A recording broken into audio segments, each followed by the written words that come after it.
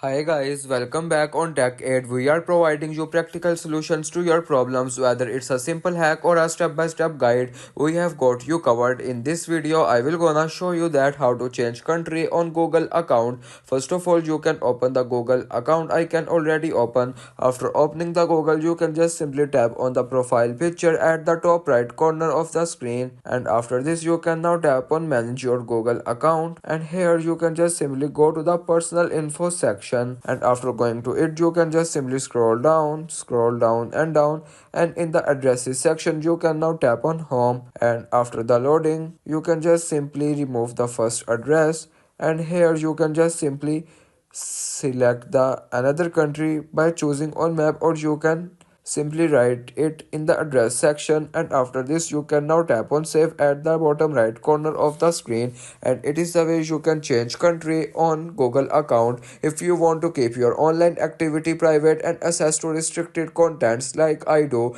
trying using a VPN. It's secure, easy to use, and makes a browsing safer. The link to buy is in the description below. If this tutorial helped, don't forget to like the video and subscribe for more practical solutions. Got questions or need extra help, drop a comment below and we will be happy to assist. See you in the next one. Thanks for watching.